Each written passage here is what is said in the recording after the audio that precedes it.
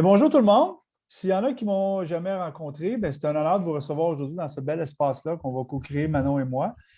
Mon nom est Stéphane Leblanc, je suis le fondateur président du Centre international de leadership conscient.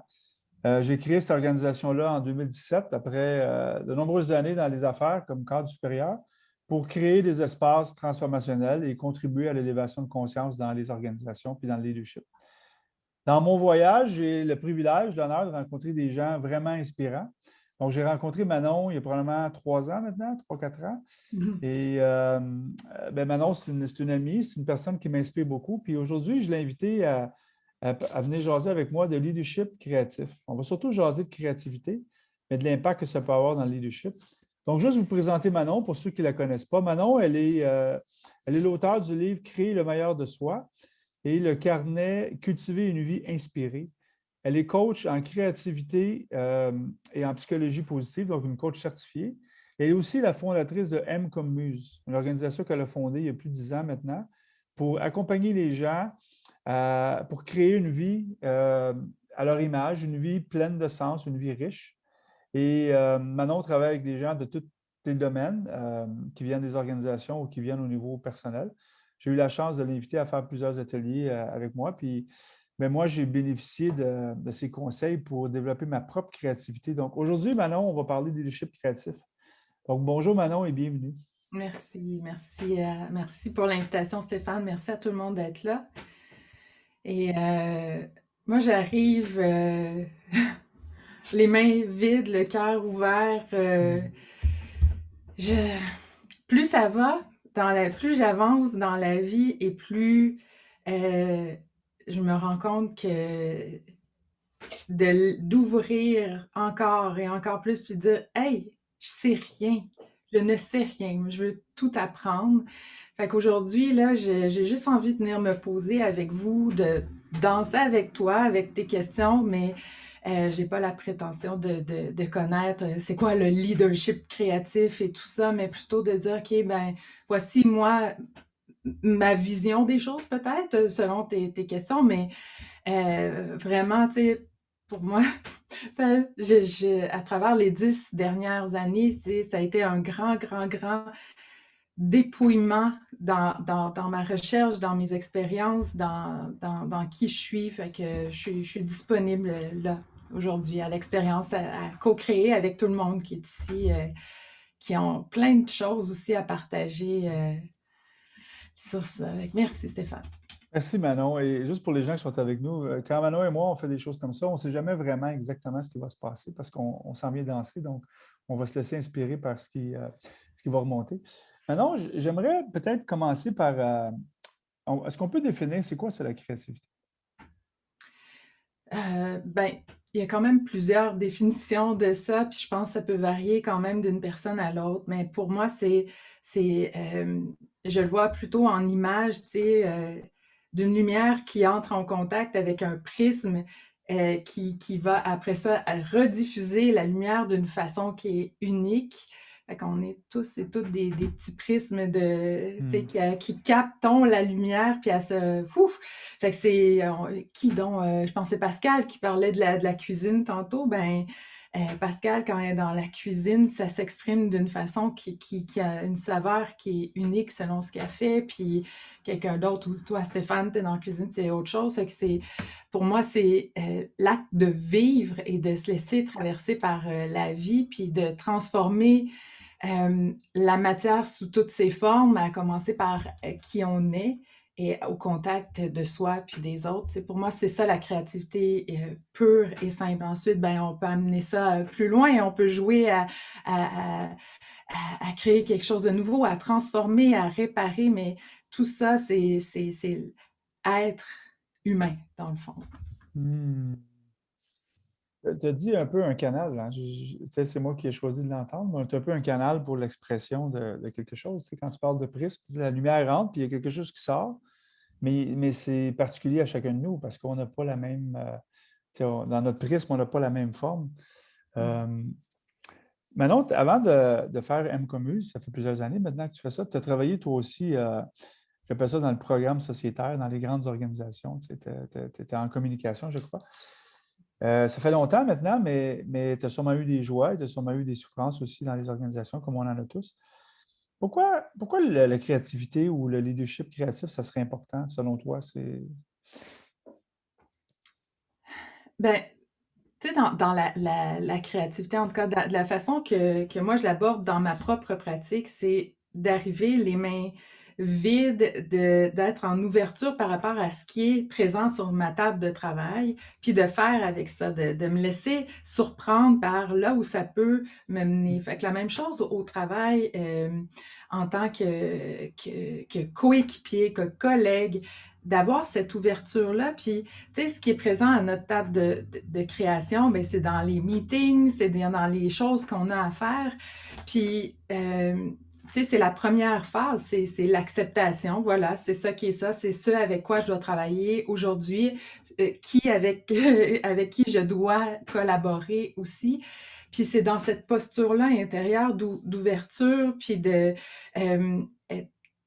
ouais, cette ouverture-là qui permet de se laisser surprendre par ce qu'on est capable de développer en tant qu'équipe ou en tant qu'individu au sein d'une entité, tu sais. Et c'est pas quelque chose que j'avais, moi, à l'époque, mais pas du tout, parce que j'étais sur ma traque à essayer de bien cadrer, à penser que les attentes, il fallait que je comble les attentes des autres.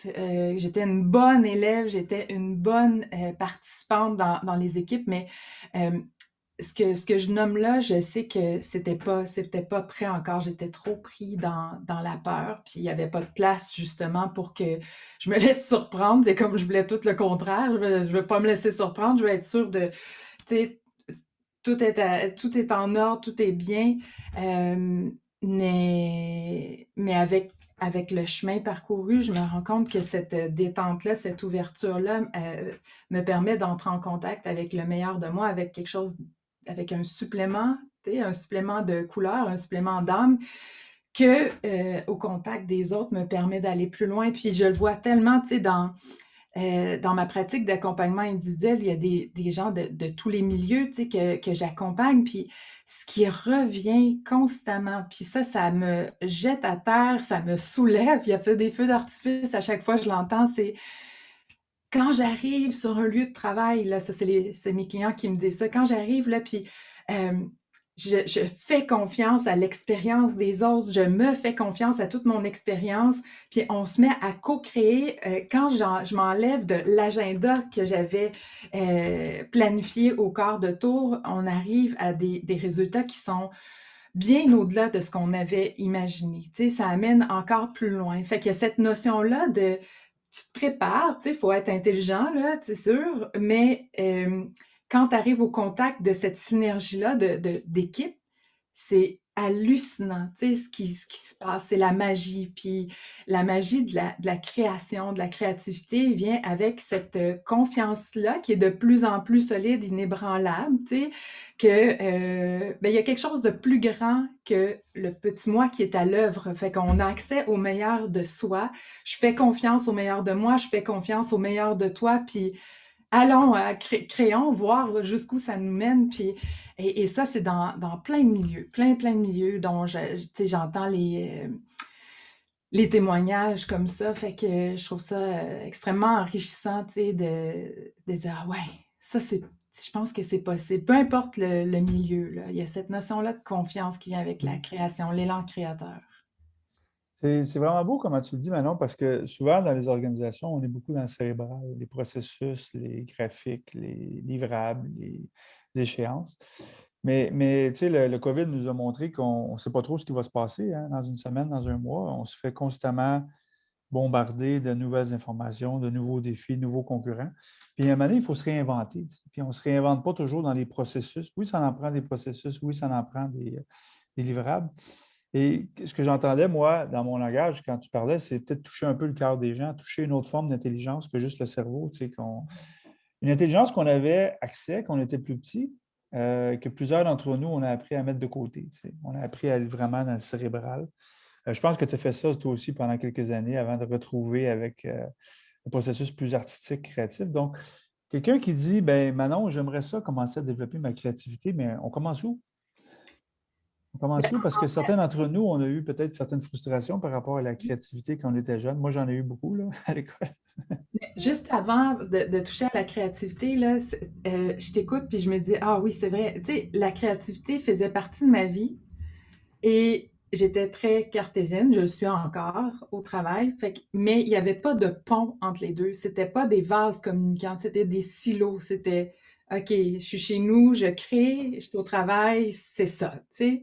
Et avec ma pratique, avec les années, c'est un pont entre les deux que j'ai créé pour moi, tu sais, d'amener les deux, d'amener ces analogies-là, ces deux univers-là cohabiter et d'arrêter de me dire, OK, c'est tout un ou c'est tout l'autre, c'est un joyeux mélange de tout ça à chaque fois que je me pointe à mon expérience de vie ou de création.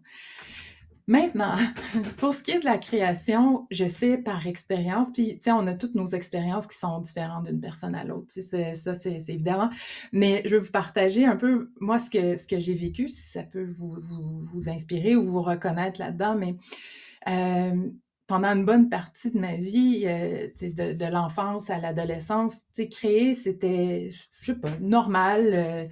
Ça faisait partie de ma vie. Je me posais pas trop de questions, quoique en même temps, j'étais très bien capable de voir que, oh, tel gars, il dessine comme un dieu et je ne dessine pas comme lui. Et oh, elle, wow, elle, mon Dieu, c'est une artiste, une vraie. Euh, mais quand même, je m'éjectais pas de la table de création. Tu sais, ça faisait partie de quelque chose qui me plaisait. Puis après, ben, en allant au cégep, université, j'ai mis ça dans des petites boîtes parce qu'il y avait quelque chose qui était beaucoup plus important. C'était, ben là, il faut que je me trouve une vie, il faut que je la crée. Fait que j'ai mis ça de côté parce que tout de suite, en partant, c'était clair que dans ma tête, que je serais pas une artiste. Puis, tu sais, il y a toujours un pincement de cœur qui vient avec ça parce que tu dis, ah ben, coudonc, c'est la vie, mais j'ai l'impression d'avoir fait un chemin qui m'a ramené au point de départ quand même. Mais la route vers ça a fait en sorte qu'à un moment donné, je me suis rendu compte que devant de la peinture acrylique, une toile vierge, je perdais tous mes moyens parce que quelque part, il y avait des nouvelles équations qui s'étaient créées dans ma tête, c'est-à-dire si je fais de la peinture, si je fais une toile, il faut que je sache comment faire, il faut que ça soit beau, puis il faut que ça s'affiche dans le salon, sur les murs du salon. Fait que c'est sûr que la pression était tellement haute que j'ai préféré éviter puis ne pas en faire ou me pratiquer en cachette. C'était moins contraignant. Et le restant de ma vie, donc j'ai vécu la maternité 3 fois et ça m'a amené à me dépouiller encore et encore parce que dans le regard de ces enfants-là, j'avais pas besoin de faire grand-chose, de grands efforts fastidieux. J'avais surtout pas besoin d'un doctorat en art pour les toucher et être touchée en retour. Fait que j'ai beaucoup appris à leur contact et de voir qu'à l'intérieur de moi, il y a quelque chose qui vibrait et que c'était pas parce que c'était parfait ce que je faisais, mais plutôt parce que j'étais présente à l'expérience. Puis des petits «Oh wow, maman, c'est tellement beau!» Ben, c'est venu me soulever par en dedans, puis ça a été le début d'un retour vers moi, d'un retour vers au lieu d'être une bonne élève, ça a été le retour de la rebelle intérieure, la joyeuse rebelle qui dit hey, j'ai pas envie d'être parfaite, j'ai envie d'explorer, j'ai envie d'avoir du plaisir, j'ai envie de faire des tests. Puis là, je reviens encore avec ce qui a été partagé tantôt par rapport aux recettes. C'est tellement mon style. Tu sais, moi, dis-moi, faut faire ça, comme ça, c'est sûr que je vais faire le contraire. Tu sais, puis là, j'ai appris à en rire. Puis à dire, ben, coudonc, je vais l'assumer. Et ça m'a libérée énormément. Fait que, tu sais, moi, j'ai envie de dire, commençons là où on est avec ce qu'on a et en ayant accès au buffet complet, tu sais. Puis il disait, ben, j'ai pas besoin de savoir tout de suite comment ça fonctionne, ça, tu sais, de l'aquarelle, de ci, de ça. Pourquoi pas l'essayer ici maintenant? Puis on a accès à tellement de banques de données sur YouTube et tout, si on est curieux, mais en même temps, euh, des fois, tu sais, souvent, en fait, quand on essaie quelque chose puis on n'a pas la marche à suivre, ça nous amène ailleurs. Et il y a beaucoup d'artistes qui ont développé des pratiques comme ça, tu sais, en brisant des règles. Donc, euh, pour moi, dans ce terrain de jeu-là, ça n'empêche pas, là, tu sais, les beaux-arts, la pratique professionnelle, pas du tout, là, parce qu'il y a une marche à suivre, mais il y a un espace où on peut explorer, briser les règles, être fondamentalement euh, ouais, rebelle ou libre, peu importe, là, d'explorer, de faire quelque chose qui n'est pas nécessairement concluant, mais qui n'est pas nécessairement beau à nos yeux, mais qui nous amène un pas plus loin à partir de l'intérieur. Tu sais. Fait que dans cette pratique-ci, c'est constamment de poser le regard sur comment je me sens pendant que je suis en train de faire quelque chose qui est laid. Oh mon Dieu, j'ai l'impression que je suis en train de mourir en dedans, j'ai honte, je me tape sur la tête parce que je devrais être en train de faire quelque chose de productif, je suis en train de gaspiller du temps, des ressources. Ah tiens, c'est intéressant, il y a cette version-là de moi qui est présente, OK. Et de rester à la table de création. Fait que c'est qui on devient pendant qu'on crée, moi qui m'intéresse, tu sais, plutôt que le produit fini. Puis entre-temps, ben, on peut tomber en amour. On tombe en amour avec, je sais pas, moi, là, je reviens avec mon exemple de peinture, mais avec plein d'autres affaires. Puis là, ben, rien ne nous empêche de poursuivre, de se nourrir, de prendre des cours, mais pas l'inverse. Pas dire, OK, il faudrait, tu sais, je veux dire, moi, je n'ai jamais pris de cours quand je me disais, ah, il faudrait que je sois bonne puis je fasse une belle toile. J'avais pas le temps. Imaginez, j'avais 25 ans, j'avais pas le temps, puis j'avais pas d'enfant. Tu sais, ça se peut pas, là. Comment j'ai pu m'emmurer, tu sais. Et moi, j'ai envie de dire, ben, on peut commencer à petite dose chez nous avec un petit peu de matériel, commencer tranquillement, puis enlever le besoin de performance tout de suite, tu sais, plutôt d'explorer, puis de tomber en amour après. Ça, c'est J'aime beaucoup ce mot-là, Manon, explorer sans attachement au résultat. Le résultat va venir éventuellement, s'il y en a un à avoir. Mais le processus de créativité, ce n'est pas toujours pour des résultats immédiats, hein. C'est pour explorer des nouvelles choses. Euh, J'aimerais ça, Manon, tu sais, quand on veut commencer à faire des choses plus créatives, il faut sortir un peu de notre zone de confort. Tu sais. Et comme tout ce processus de transformation, dès qu'on sort de la zone de confort, mais là, ça vient éveiller des choses en nous, hein, des peurs, des croyances limitantes. Donc, moi, au primaire, je n'étais vraiment pas bon en art plastique. En tout cas, c'est ma mémoire. Donc, je me souviens de ma petite maison en savon. Là, il ne restait plus grand-chose. Là, tu sais. Puis, donc, moi, je n'étais pas un artiste, donc je n'étais pas capable de faire de la créativité. Puis, après que je t'ai rencontré, Manon, j'ai dit, mais je vais inviter mon fils à devenir plus créatif, parce qu'il était très cartésien. J'ai été au maire de Serre, tu le sais, je le dis pour les gens, j'ai acheté un beau petit kit de peinture, des tableaux. Je dis, Nicolas, tu vas exercer ta créativité. Et il a dit non, moi, je ne fais pas ça, je ne suis pas bon. Après une longue discussion, il a toujours dit non. Et j'ai dit OK. Et j'ai passé le week-end à peinturer. J'ai amené ça au bureau le lundi matin. J'avais 8 petits tableaux. J'étais tout fier de moi. Juste pour montrer à mon équipe, qui était principalement des gars. Et il y avait 3 femmes dans l'équipe, ils ont dit c'est vraiment beau.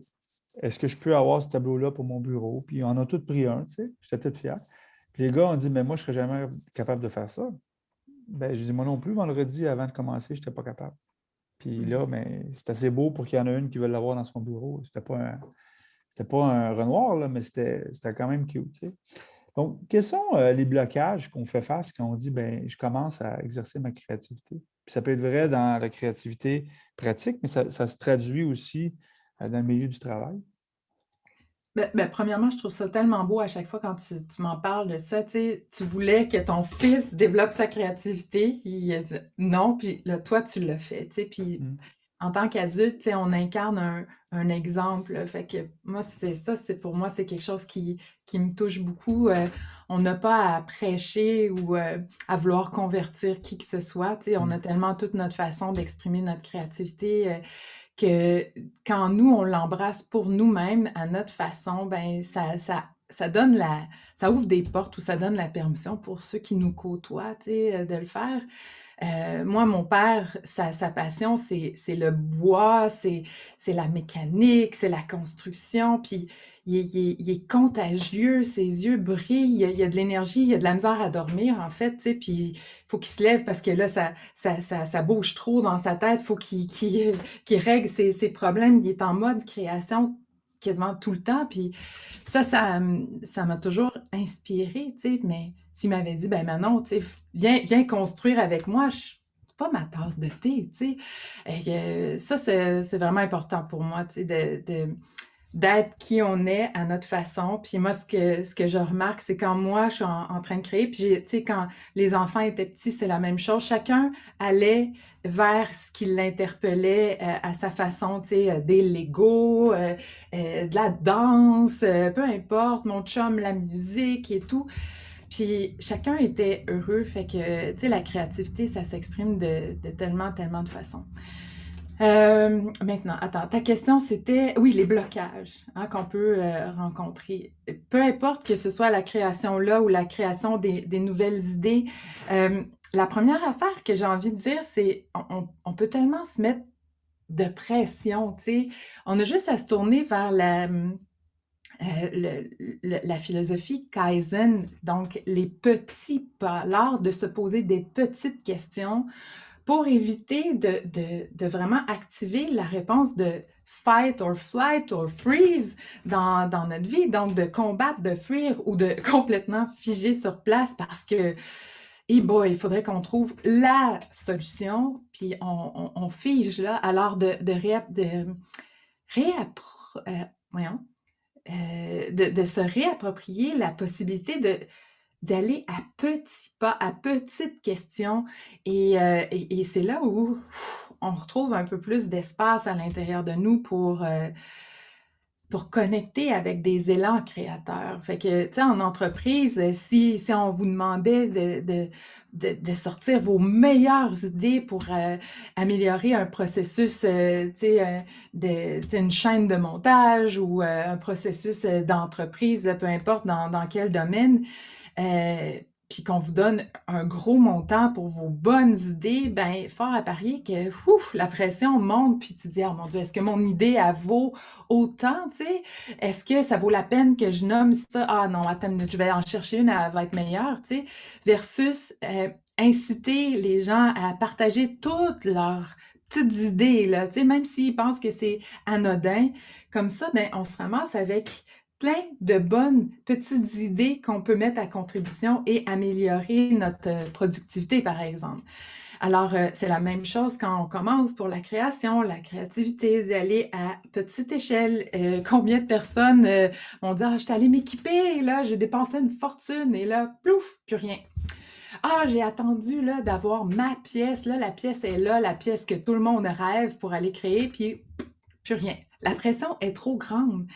Alors que combien d'artistes professionnels à qui j'ai parlé créent en plein milieu du chaos de, tu sais, la cuisine, peu importe, des artistes qui ont nourri leurs enfants en faisant du modelage sur la table, tu sais, en plein cœur de la vie. Fait que d'enlever nos absolus tranquillement ou de oser les voir et les remettre en question. C'est-tu vraiment vrai que je serais plus créative si j'avais à chaque jour 4 heures juste pour ça? Ça se peut que oui, mais ça se peut très bien que non aussi, qu'avec tout d'un coup 4 heures, ouf, on tourne en rond, il se passe pas grand-chose.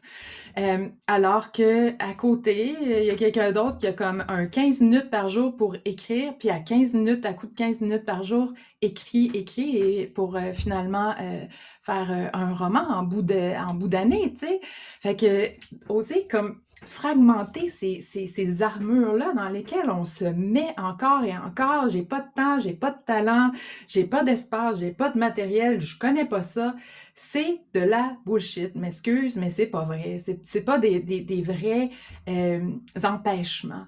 Parce que quand on veut vraiment quelque chose, tu sais, on se débrouille pour aller vers ça. Quand c'est plus fort, tu sais, comme...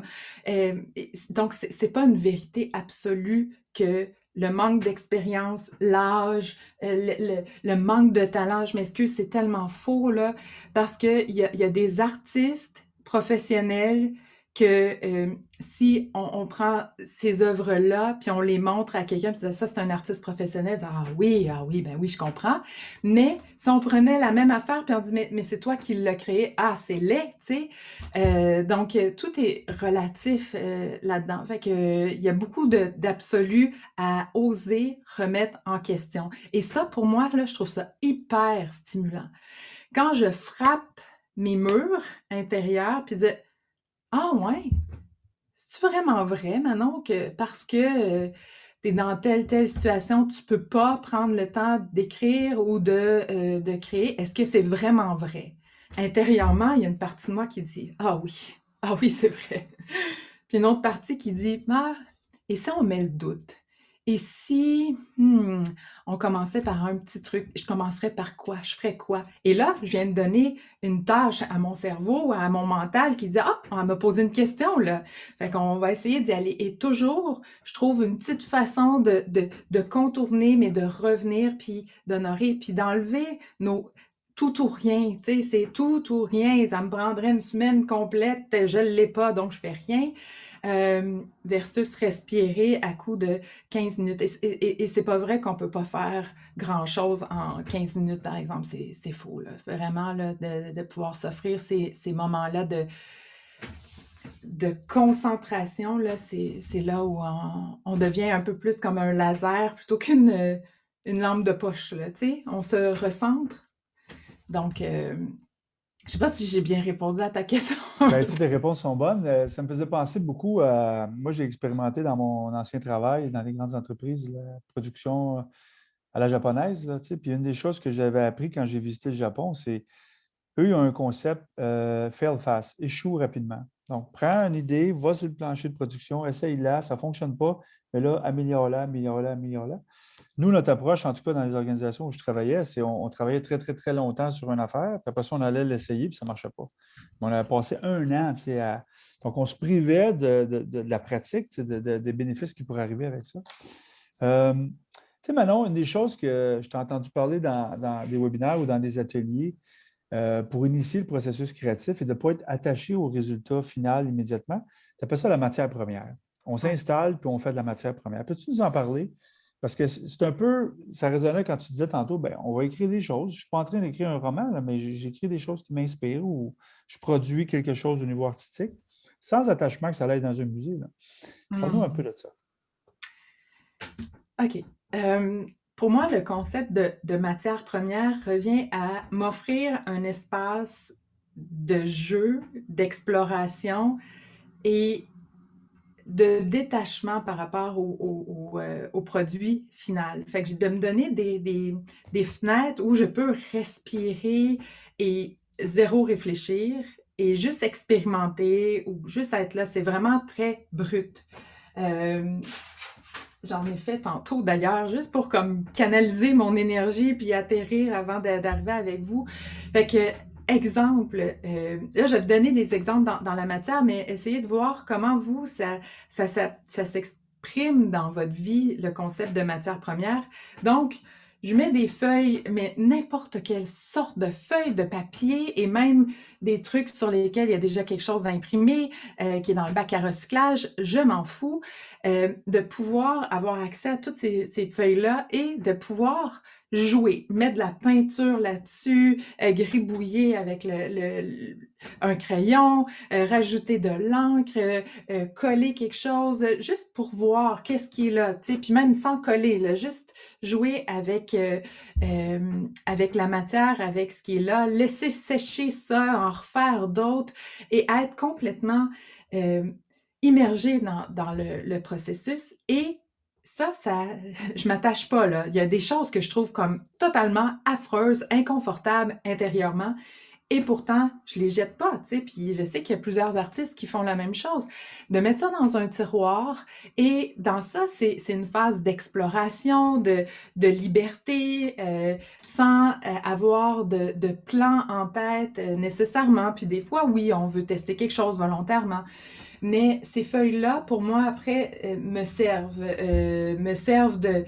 pour du collage, me servent. Il y a des bouts de matière première que je trouve splendides qui vont venir faire office d'une couverture d'un carnet que je construis avec les éléments de ma pratique. Il y a des trucs que je vais déconstruire parce que à travers l'affreux, il y a quelque chose, une petite perle qui est là.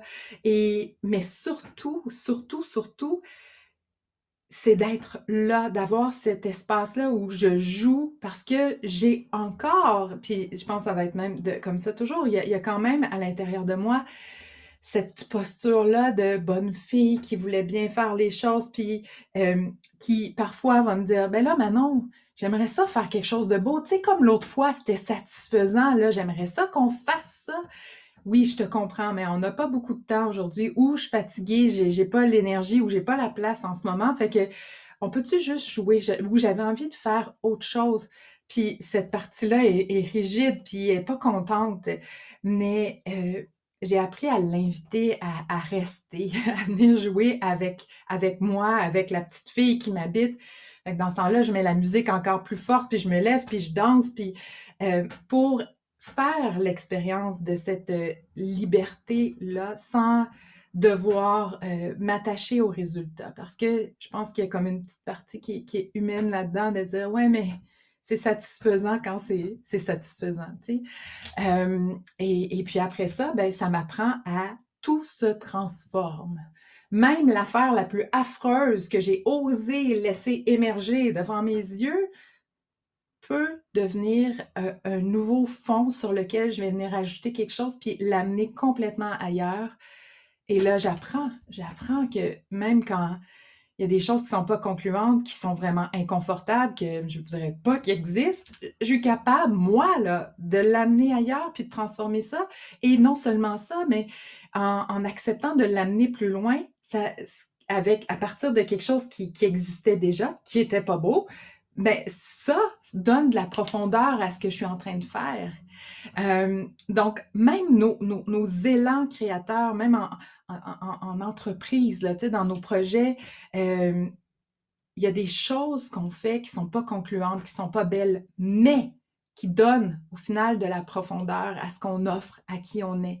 Toutes les fois où on s'est pété la margoulette, où on est tombé, puis on a échoué justement comme tu parlais, ça donne de la profondeur à notre être, ça donne de l'expérience.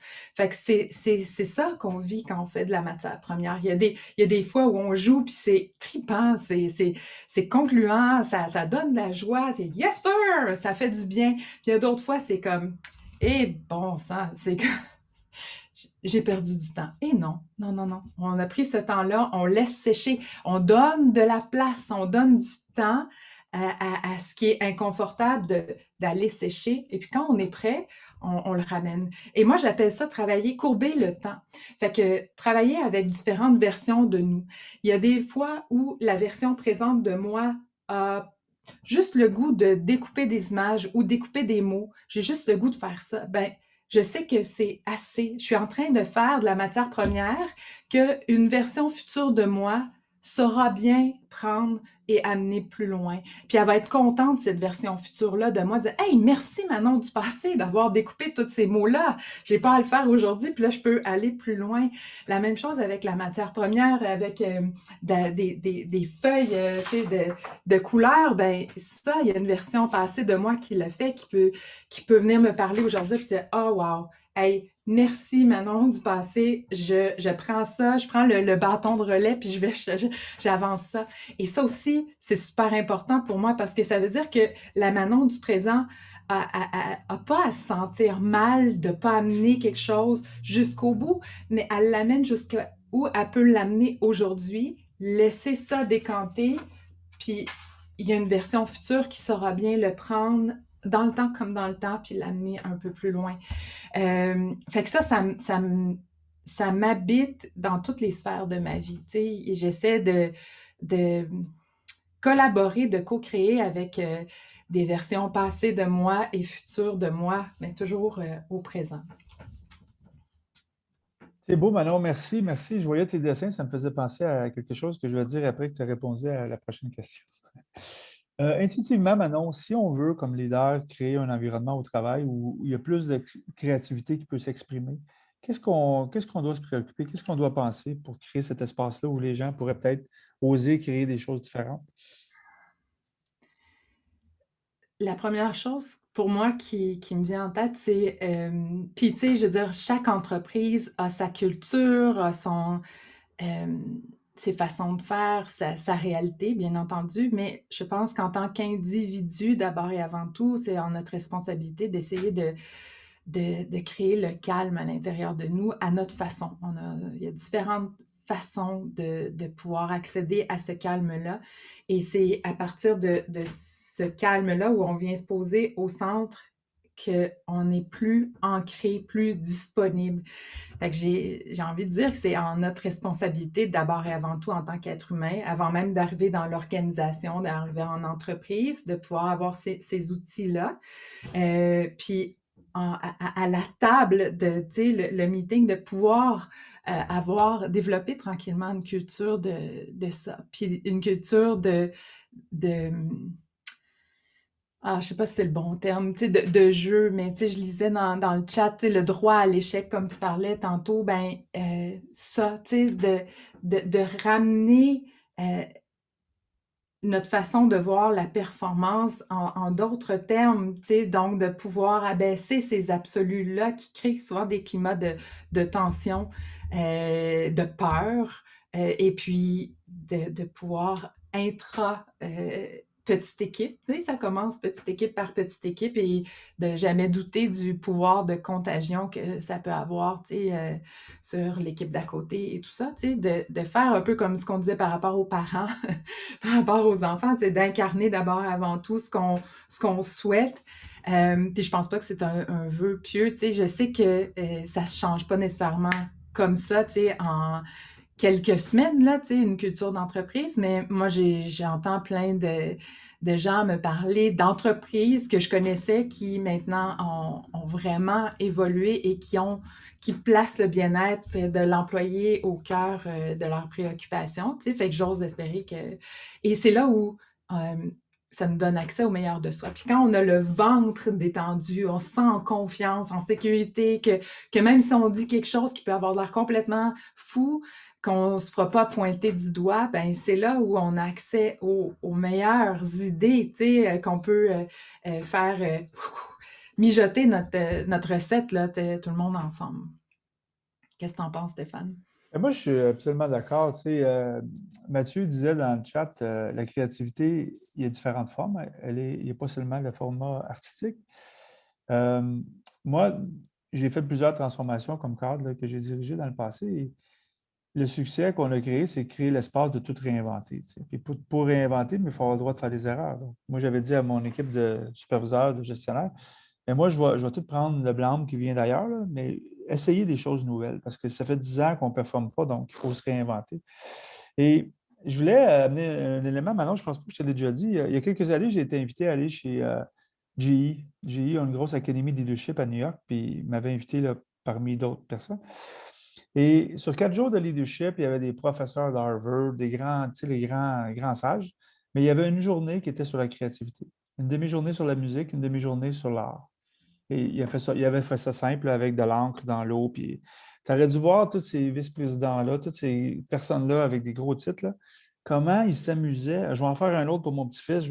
C'était capoté. Comment Ouais. on avait relâché la créativité avec des choses très simples. Là, hein. Pas besoin d'être Van Gogh là, avec 12 couleurs de pinceau, là. Donc, ce que tu disais tantôt, c'est de laisser l'espace où les gens peuvent s'exprimer, puis de prendre ce qui est là, puis moi j'appelle ça la co-création, hein. Une idée qui était juste un petit peu bonne, mais là, elle devient peut-être magnifique en bonifiant avec l'idée de Manon, puis l'idée de José, puis l'idée de Mathieu. Tu sais.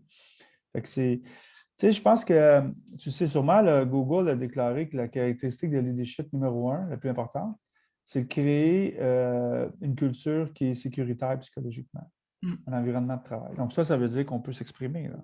On peut Ouais. poser des questions difficiles, on peut...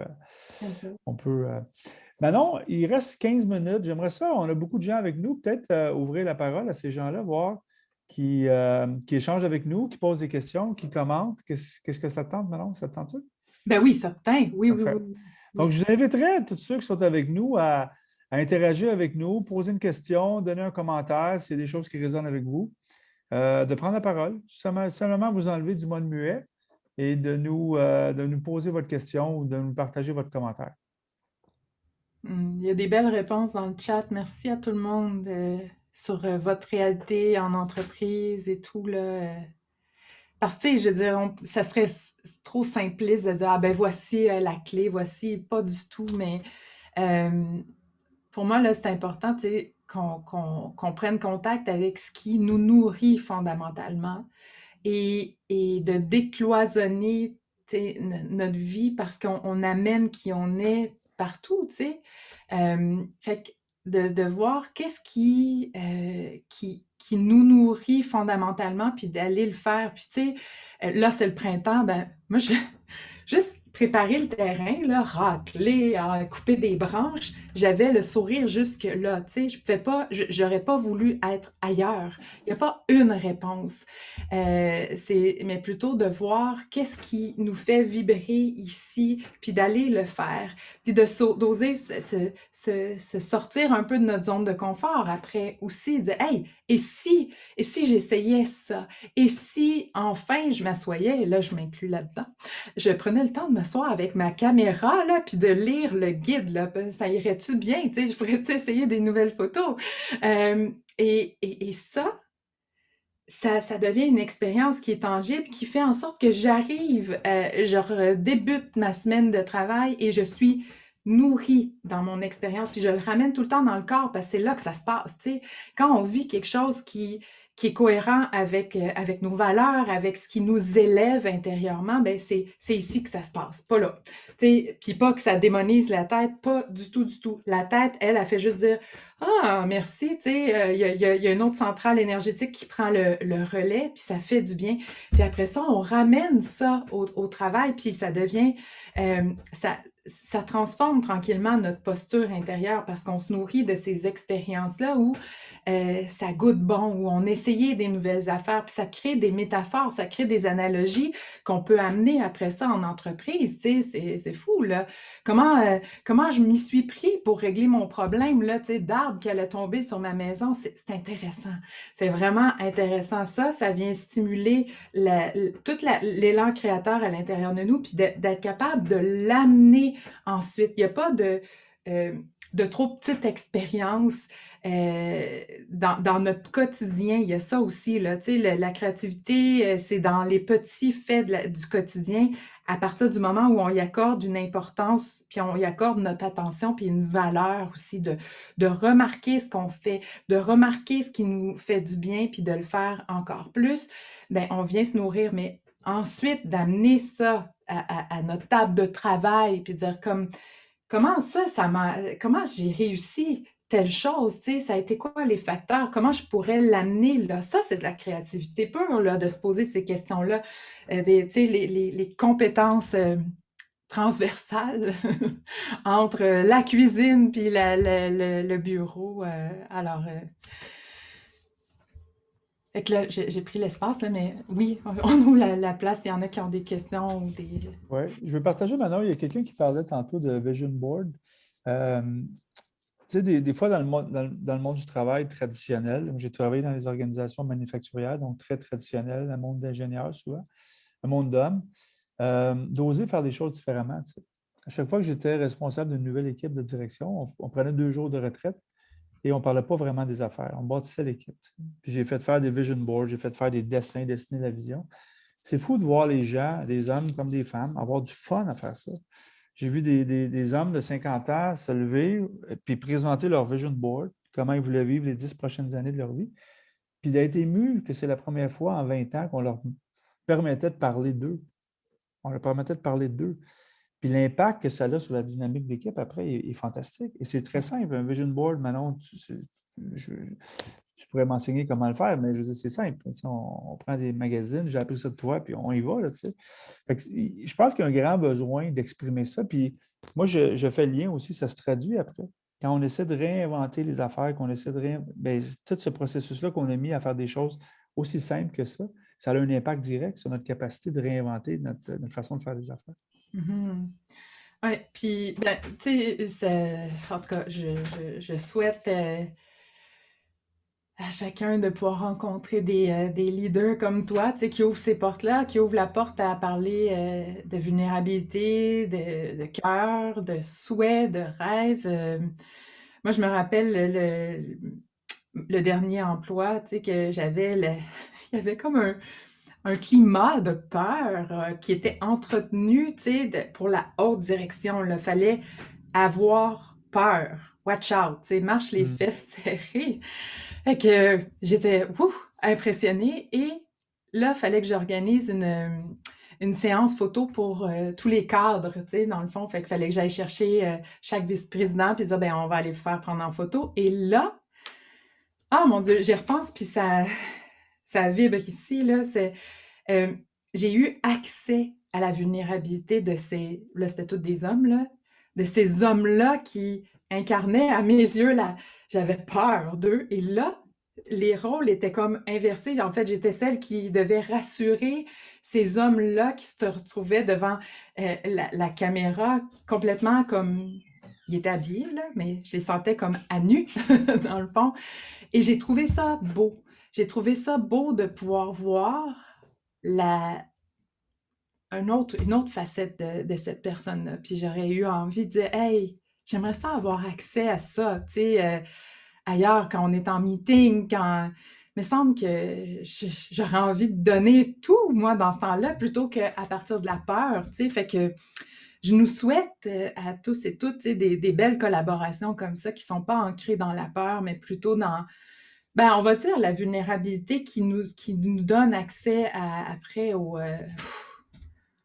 vrai, au cœur. Merci Manon. J'ai une question ici de Lynn. Comment on peut impliquer différentes personnalités? Il y en a qui sont plus créatifs seuls, d'autres plus en équipe. Quand on les amène tous ensemble, comment on peut aller chercher chacune des personnalités? Ah, c'est une belle question. Ben, pour moi, tu sais, c'est avoir sur plus, un horizon de temps et un espace qui est plus vaste qu'un one-shot, un événement, tu sais, mais plutôt donner des différentes occasions de valoriser, d'insuffler, d'inciter les gens à être créatifs en individuel, puis d'avoir des moments de rassemblement, tu sais. Je vais juste donner un bref exemple, mais tu sais, ça peut se donner, tu sais, dans différentes facettes au quotidien, mais de valoriser autant l'introversion que l'extraversie. Parce que c'est vrai que, tu sais, si on est introverti puis on n'a pas envie de partager ou on se sent, tu sais, vulnérable, on n'est pas prêt, ça peut couper tellement, tu sais, comme dire, oups, non, j'ai pas d'idées, j'ai pas de bonnes idées. Et il y en a qui brillent en groupe. Et donc, entre autres, dans une rencontre off-site de planification stratégique, on avait fait un moment où chacun travaillait sur une toile individuelle, donc pour soi, pour se représenter soi. Ça n'avait pas besoin d'être quelque chose de concret nécessairement, mais dire, ben voici, ça c'est une partie de moi. Et ensuite, il y a eu du travail de co-création, donc plusieurs œuvres qui étaient collées, après ça segmentées. Il y a eu des battements de cœur comme ça, donc en petits groupes, en plus gros groupes.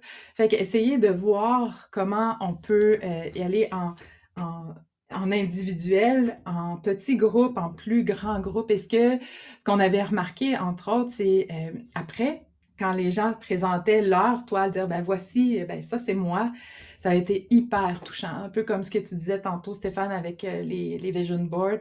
Euh, des belles surprises. Ah, je te voyais pas de même. Ou ah, tu t'as su me décoder, tu sais, tu me vois. Ça a été super beau. Puis la toile de collaboration, en fait, tu sais, avec plusieurs morceaux, il y avait une fierté incroyable, tu sais, de dire, hey, ça, c'est nous, là, qu'on a fait ça ensemble. Puis d'avoir pu co-créer, tu sais, à quatre pattes autour de la toile, puis de tourner avec le vice-président, les deux mains dans la peinture, puis tout ça. Ça avait créé un moment où on est dans une autre posture, puis on est tous et toutes égaux, tu sais, là-dedans. Fait que ça fait fondamentalement du bien. Puis ça, c'est quelque chose que je fais faire en entreprise souvent. Puis tu sais, que peu importe t'es où, tu sais, dans l'entreprise, tout le monde collabore et ça, c'est vraiment, ça fait chaud au cœur de voir ça. Alors, et au quotidien, de créer un climat qui est propice à ça, tu sais, d'honorer cette créativité-là. On a parlé d'ouvrir hein, pour recevoir les bonnes idées, comme tu disais, tu sais, Stéphane, mais ça peut se faire en individuel, en petites équipes, sans être tout de suite rattaché à la performance. Fait que, tu sais, on en vient à, OK, à se détendre pour en arriver à quelque chose, d'aller plus loin. Puis on le voit aussi dans les, les familles, tu sais, même en famille, on peut le faire comme ça. Merci Manon. Peut-être une dernière question. Il y a quelqu'un qui demande quel serait un site ou un livre qu'elle pourrait utiliser pour commencer à créer un climat de créativité dans son équipe? C'est une bonne question. Ben, comme je parlais, tu sais, pour moi, là, pour stimuler la créativité, moi, puis là, il y a quelqu'un d'autre qui pourrait répondre quelque chose de différent, là, mais pour moi, ça passe par ce sentiment-là de calme, de confiance. Pour moi, dans ce que je partage, c'est tout le temps, tu sais, de la pleine conscience, de la bienveillance, de la pleine attention. Parce que de là, ça crée un sol qui est stable sur lequel, ben, tu sais, je veux dire, quand on est en confiance, là, puis qu'on est avec des gens qu'on aime, notre créativité, on n'a pas besoin de forcer ben que c'est qui on est qui rejaillit. Alors, c'est la même affaire pour moi dans les équipes. Tu sais, il y a quelqu'un qui va être hyper attaché aux détails et tout ça. On a besoin de cette personne-là qui va nous ramener à l'essentiel.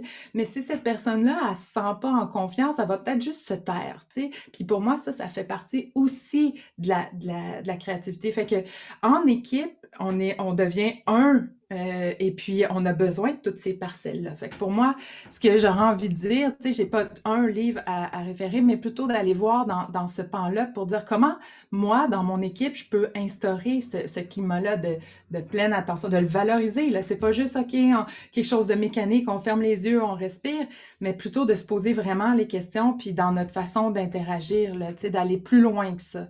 Parce que, en tout cas, personnellement,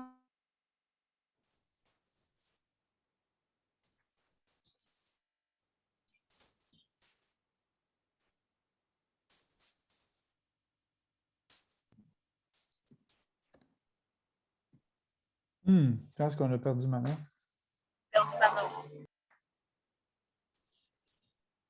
C'est intéressant, elle était bien partie. On va laisser le couple de secondes, mais je pense qu'on l'a perdu.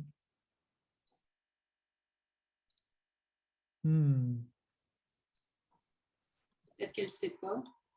Non, je vais le. Mais tout est jammé. Ah, elle a disparu. Elle va peut-être réapparaître. On va la laisser rejoindre.